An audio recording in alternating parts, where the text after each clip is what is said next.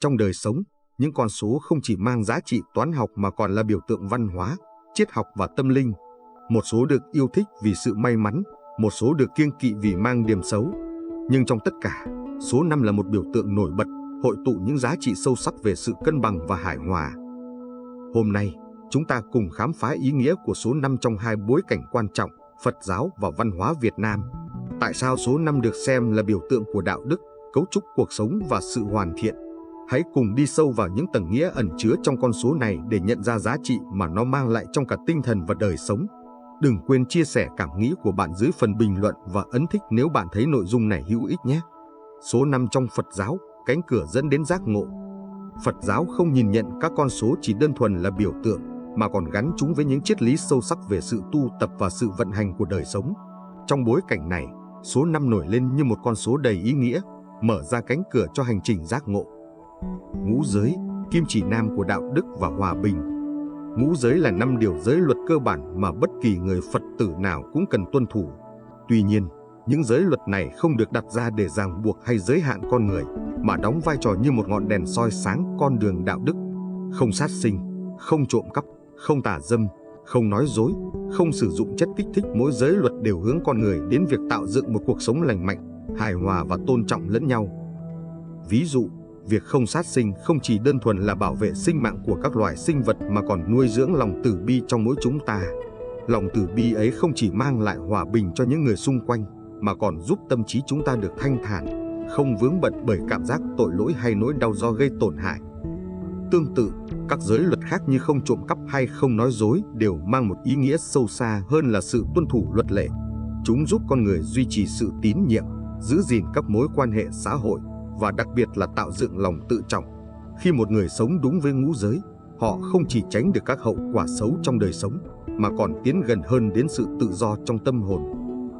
Ngũ uẩn, nhận thức về bản chất con người. Nếu ngũ giới là kim chỉ nam về đạo đức, thì ngũ uẩn lại là bài học quan trọng về nhận thức và bản chất của con người. Ngũ uẩn bao gồm sắc, vật chất, thọ, cảm xúc, tưởng tượng, hành động và thức, nhận thức. Đây là 5 yếu tố tạo nên con người, cả về thể chất lẫn tinh thần. Phật giáo dạy rằng, khi hiểu rõ bản chất của ngũ uẩn, chúng ta sẽ nhận ra sự vô thường và vô ngã trong cuộc sống. Mọi đau khổ mà con người phải chịu đựng đều xuất phát từ sự bám víu vào cái tôi, cái của tôi.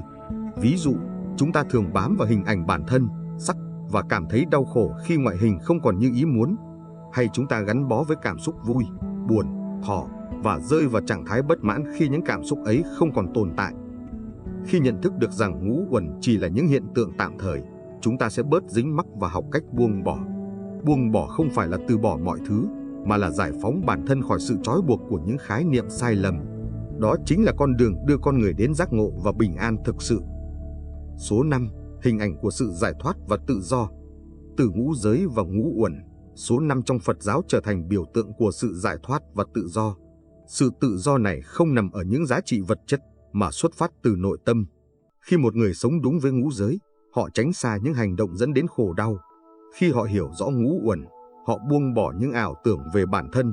Cả hai cùng dẫn đến một trạng thái bình an sâu sắc.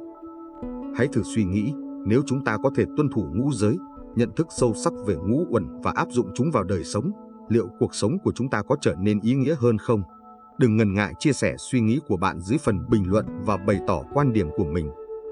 Ứng dụng triết lý số 5 trong cuộc sống hiện đại. Trong cuộc sống hiện đại, việc áp dụng các giá trị từ số 5 trong Phật giáo không hề khó khăn. Hãy bắt đầu từ những việc nhỏ, tập không nói dối, tránh các chất kích thích có hại và thực hành lòng từ bi thông qua những hành động đơn giản như giúp đỡ người khác. Đồng thời, dành thời gian để quán chiếu bản thân, hiểu rõ về cơ thể, cảm xúc và suy nghĩ của mình qua lăng kính của ngũ uẩn. Khi kết hợp cả ngũ giới và ngũ uẩn, bạn sẽ thấy tâm trí mình trở nên an yên hơn, các mối quan hệ trở nên hài hòa hơn và cuộc sống có chiều sâu hơn. Điều này chính là món quà mà số 5 trong Phật giáo mang lại, một món quà dẫn dắt chúng ta đến trạng thái tự do trong tâm hồn. Bạn đã sẵn sàng để bắt đầu hành trình này chưa? Nếu bạn thấy nội dung này hữu ích, hãy nhấn thích video và chia sẻ với mọi người nhé. Số 5 trong văn hóa Việt Nam, hài hòa giữa thiên nhiên và con người. Trong chiều sâu văn hóa Việt Nam, số 5 không chỉ là một con số mà còn mang theo những ý nghĩa triết lý sâu sắc, phản ánh mối liên hệ mật thiết giữa con người và vũ trụ. Đây là con số đại diện cho sự hài hòa, một giá trị cốt lõi được trân trọng trong triết học Á Đông và đời sống thường nhật của người Việt. Ngũ hành, chu kỳ cân bằng của vũ trụ. Triết lý về ngũ hành kim, mộc, thủy, hỏa, thổ đóng vai trò trung tâm trong cách người Việt nhìn nhận thế giới. Theo đó, mọi vật trong vũ trụ đều được cấu thành từ 5 yếu tố này, đồng thời chịu sự tác động của chúng qua 2 nguyên tắc, tương sinh và tương khắc. Ngũ hành không đơn thuần chỉ là khái niệm triết học, mà còn phản ánh sự tuần hoàn của tự nhiên. Nước, thủy, nuôi dưỡng cây cối; mộc, cây cối cháy sinh ra lửa; hỏa, lửa tạo ra cho đất; thổ, đất lại hình thành kim loại, kim, và kim loại khi tan chảy lại trở về nước, thủy. Sự tương sinh này biểu trưng cho sự tiếp nối, hợp nhất của mọi yếu tố trong tự nhiên. Song song đó, nguyên tắc tương khắc nhắc nhở con người về tầm quan trọng của sự cân bằng. Lửa, hỏa có thể đốt cháy cây cối, mộc, nhưng nước, thủy lại có thể dập tắt lửa. Nhờ tương sinh và tương khắc, ngũ hành duy trì sự cân bằng cần thiết cho sự sống. Điều này cũng gửi gắm thông điệp rằng con người cần sống hòa hợp với thiên nhiên, tôn trọng quy luật của vũ trụ thay vì phá vỡ chúng. Ngũ phúc, triết lý về hạnh phúc và đời sống viên mãn. Bên cạnh ngũ hành, số 5 còn hiện diện trong quan niệm về hạnh phúc của người Việt qua ngũ phúc: phú, giàu có; quý, cao quý; thọ, trường thọ; khang, khỏe mạnh; và ninh, bình an. Những giá trị này không chỉ là mục tiêu phấn đấu của mỗi cá nhân, mà còn thể hiện mong ước về một cuộc sống toàn vẹn, cân bằng giữa vật chất và tinh thần. Điều đặc biệt là trong văn hóa Việt Nam, các yếu tố của ngũ phúc luôn đi kèm với đạo đức. Phú nhưng phải là phú do lao động chính đáng; quý nhưng không tách rời lòng nhân ái; thọ không chỉ đơn thuần là sống lâu mà còn sống khỏe và sống có ý nghĩa. Điều này nhấn mạnh rằng một cuộc sống viên mãn không đến từ việc đạt được nhiều của cải, mà là sự hài hòa giữa giá trị cá nhân và giá trị cộng đồng. Ngũ vị, nghệ thuật cân bằng trong ẩm thực. Một minh chứng rõ nét khác cho triết lý cân bằng của số 5 chính là sự hiện diện của ngũ vị trong ẩm thực Việt Nam: ngọt, chua, cay, đắng và mặn. Người Việt không chỉ xem ẩm thực là nguồn cung cấp dinh dưỡng, mà còn coi đó là nghệ thuật của sự hài hòa. Hãy thử nghĩ đến một bát phở Việt Nam truyền thống: ngọt từ xương hầm, mặn từ nước mắm, cay từ ớt, chua nhẹ từ chanh, và thoảng chút đắng từ rau thơm. Tất cả hòa quyện, không vị nào lấn át vị nào, tạo nên một món ăn không chỉ ngon mà còn mang lại sự cân bằng trong tâm hồn thực khách. Đây không chỉ là kỹ thuật nấu nướng mà còn là cách người Việt gửi gắm triết lý sống cân bằng, dung hòa mọi yếu tố trong cuộc đời. Số 5, biểu tượng của hòa hợp và bền vững. Số 5 còn gắn liền với quan niệm cân bằng giữa thiên nhiên và con người. Người Việt từ xa xưa đã học cách sống hòa hợp với đất trời, tận dụng ngũ hành để canh tác nông nghiệp, xây dựng nhà cửa và cả trong phong thủy. Mọi thứ đều dựa trên nguyên tắc thiên địa nhân hòa quyện. Khi hiểu rõ ý nghĩa của số 5 trong văn hóa Việt Nam, chúng ta không chỉ nhận ra sự khéo léo trong cách tổ tiên ứng dụng triết lý này vào đời sống, mà còn thấy được bài học sâu sắc về lối sống bền vững. Thay vì phá vỡ tự nhiên để đạt lợi ích trước mắt, con người cần học cách sống hài hòa với vũ trụ, giữ cho mọi yếu tố cân bằng để bảo vệ môi trường và cộng đồng. Bạn có từng cảm nhận sự hiện diện của số 5 trong cuộc sống của mình không? Nếu có, hãy để lại ý kiến trong phần bình luận và chia sẻ góc nhìn của bạn nhé. Sự giao thoa giữa Phật giáo và văn hóa Việt Nam qua số 5. Số 5 không chỉ là một con số mà còn là biểu tượng kết nối những giá trị tinh thần trong Phật giáo với triết lý sống của văn hóa Việt Nam. Đây là điểm giao thoa tuyệt vời, nơi đạo đức và sự hòa hợp được kết hợp một cách hài hòa. Trong Phật giáo, số 5 thể hiện qua ngũ giới 5 nguyên tắc đạo đức giúp con người tránh khỏi khổ đau, và ngũ uẩn 5 yếu tố cấu thành con người, giúp chúng ta hiểu rõ bản chất của sự sống để bớt dính mắc.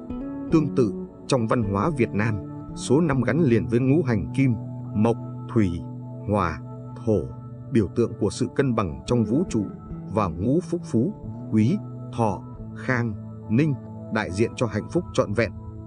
Hãy thử tưởng tượng một cuộc sống nơi cả hai hệ thống giá trị này cùng tồn tại. Chúng ta có thể tuân thủ ngũ giới để sống đạo đức, đồng thời áp dụng ngũ hành để đạt sự hài hòa trong cách tổ chức đời sống. Ngũ uẩn giúp ta nhận diện và buông bỏ những ràng buộc tinh thần, trong khi ngũ phúc lại nhắc nhở chúng ta phấn đấu cho một cuộc sống cân bằng cả về vật chất lẫn tinh thần. Sự kết hợp này cho thấy rằng con người có thể sống tốt hơn bằng cách kết hợp nhận thức Phật giáo với triết lý truyền thống. Đạo đức không chỉ là nền tảng để tìm kiếm bình yên bên trong, mà còn là cơ sở để xây dựng một cuộc sống cân bằng, hài hòa với tự nhiên và xã hội. Bạn nghĩ gì về ý nghĩa giao thoa này? Hãy chia sẻ cảm nhận của mình trong phần bình luận nhé. Kết bài, sống cân bằng từ con số 5. Số 5 là một lời nhắc nhở ý nghĩa về tầm quan trọng của sự cân bằng. Dù xuất hiện trong giáo lý Phật giáo hay văn hóa Việt Nam, số 5 luôn mang đến bài học quý giá, cân bằng giữa thân và tâm, giữa con người và thiên nhiên, giữa lý trí và cảm xúc. Hãy nhìn lại cuộc sống hàng ngày của bạn. Có bao giờ bạn cảm thấy mất cân đối khi quá bận rộn mà bỏ quên sức khỏe, hoặc khi những lo toan vật chất làm lu mờ giá trị tinh thần? Số 5 là lời nhắc rằng chúng ta cần quay về với sự hài hòa. Điều này có thể bắt đầu từ những việc nhỏ, dành thời gian thiền định để giữ tâm an, áp dụng nguyên tắc ngũ hành trong phong thủy nhà ở, hay đơn giản là sống với lòng biết ơn, như ý nghĩa của ngũ phúc đã dạy. Một cuộc sống cân bằng không phải là sự xa xỉ, mà là con đường dẫn đến hạnh phúc bền vững. Từ việc giữ gìn đạo đức theo ngũ giới, hiểu rõ bản thân qua ngũ uẩn, cho đến duy trì hòa hợp với tự nhiên qua ngũ hành, tất cả đều là những cách giúp chúng ta đạt được sự an lạc, bình yên trong cả tâm hồn lẫn cuộc đời. Nếu bạn thấy những giá trị này ý nghĩa, hãy để lại ý kiến của mình và nhấn thích để lan tỏa thông điệp này đến nhiều người hơn. Vì hạnh phúc không chỉ là đích đến, mà còn là hành trình chúng ta xây dựng mỗi ngày.